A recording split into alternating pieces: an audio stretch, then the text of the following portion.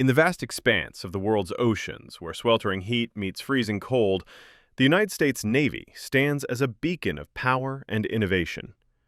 Operating on land, in the air, and at sea, this formidable force deploys specialized vessels equipped with cutting-edge technology that borders on science fiction. From colossal aircraft carriers to stealthy submarines, these ships embody human ingenuity and resilience. Today, we embark on a cinematic journey through the Navy's most iconic vessels, their histories, capabilities, and legendary exploits. But before we dive in, smash that like button if you're ready for an epic voyage, subscribe for more thrilling documentaries, and hit the notification bell so you never miss a story. Welcome to Titans of the Seas, the U.S. Navy's legendary fleet.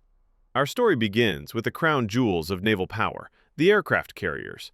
The USS Nimitz, CVN-68, launched on May 13, 1972, and commissioned in 1975, ushered in a new era of supercarriers. Nicknamed Old Salt, this nuclear-powered behemoth requires refueling multiple times over its service life, yet it endures with a crew of about 5,000 to 6,000.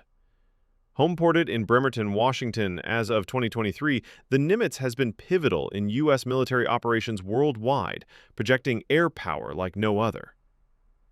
Transitioning to amphibious might, the USS Somerset, LPD-25, one of 11 San Antonio-class transport docks, honors the heroes of United Airlines Flight 93 from September 11, 2001. Named for Somerset County, Pennsylvania, where the hijacked plane crashed after passengers fought back, this ship incorporates about 7 tons of steel from a crane at the crash site. Designed to transport Marines, armored vehicles, and aircraft in war and peace, it's active and home-ported in San Diego, a floating tribute to courage. Now, picture the USS Enterprise, CVN-65, the stuff of legends. Commissioned on November 25, 1961, and decommissioned in 2012 with a ceremony in 2017, this was the world's first nuclear-powered carrier and the longest naval vessel ever at 1,123 feet. Nicknamed Big E, it inspired the Star Trek Starship and even appeared in Star Trek IV, The Voyage Home. Replaced by the USS Gerald R. Ford, its 56 years of service spanned global conflicts, a true icon of the seas. Enter the USS Wasp, LHD-1, the lead of its class, launched August 4, 1987, and commissioned July 29, 1989.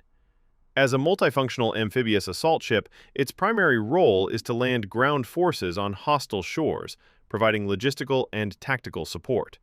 Homeported in Norfolk, Virginia, and part of Amphibious Squadron 4, it embodies the motto Honor, Tradition, Excellence, serving as a vital asset for the Second Fleet. Closely related is the USS America, LHA-6, the first of its class. Resembling an aircraft carrier but classified as an amphibious assault ship, it serves as a launch platform for complex sea-to-shore operations, handling both aircraft and amphibious craft. Forward deployed to Sasebo, Japan, this active vessel ensures rapid response in contested waters.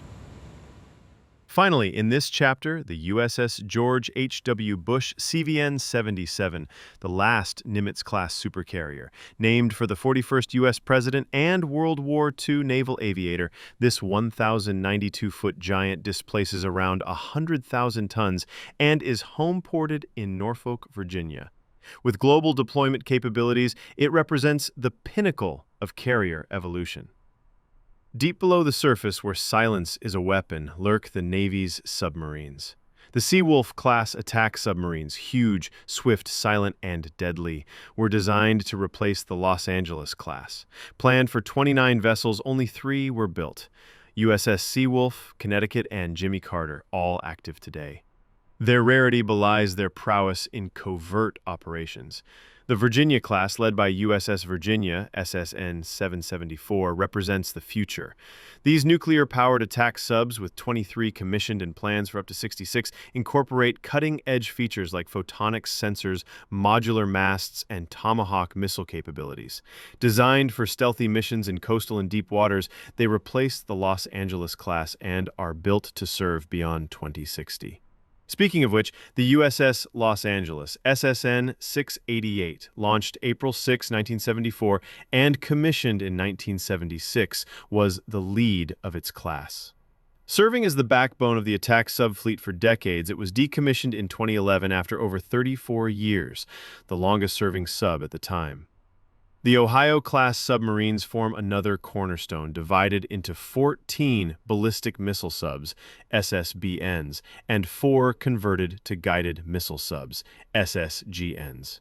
Known for exceptional stealth, they can deploy intercontinental missiles undetected, critical for top-secret operations. The lead ship, USS Ohio, SSBN SSGN 726, launched April 7, 1979, and commissioned in 1981, nicknamed Always First, was converted in 2002 to 2005, setting a new standard. In the shadows of history, the USS Pueblo, Ager-2, part of a small group of environmental research ships that doubled as intelligence vessels, including USS Banner and USS Palmview, was captured by North Korea on January 23, 1968. 1 crew member killed, 82 imprisoned, it escalated Cold War tensions. Still held as a museum in North Korea, the Navy considers it technically commissioned but inactive. On the surface, destroyers and cruisers defend the fleet with lethal precision.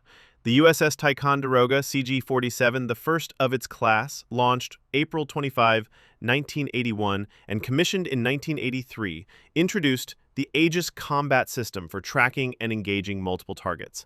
Decommissioned in 1994, it earned the nickname TICO and pioneered modern naval warfare.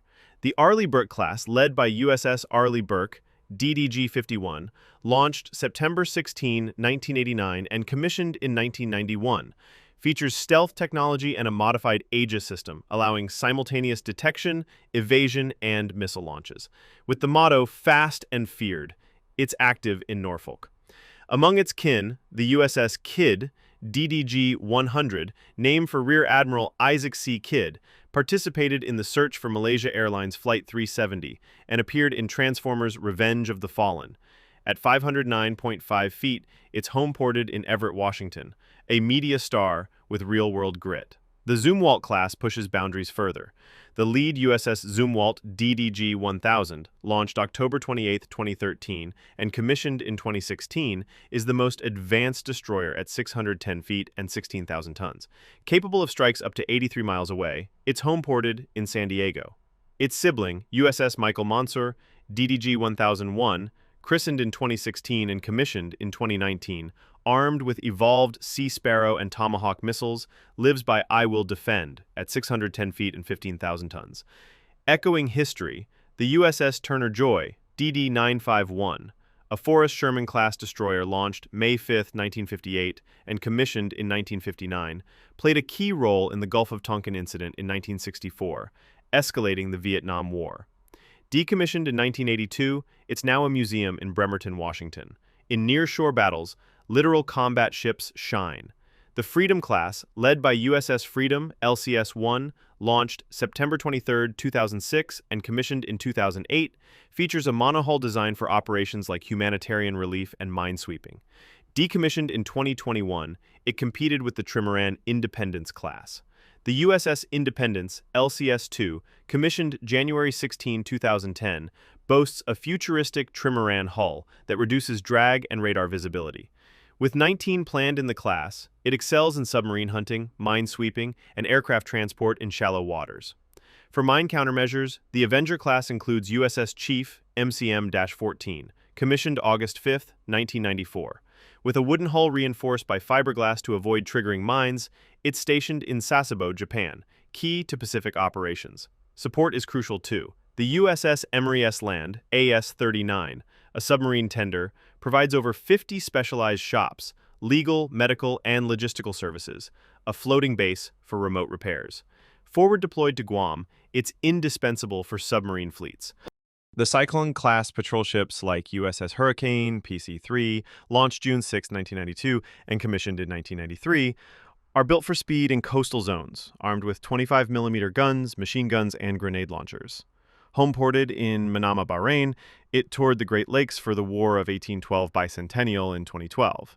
Amphibious versatility continues with USS Harper's Ferry, LSD-49, lead of its class, supporting Marines with vehicles and aircraft.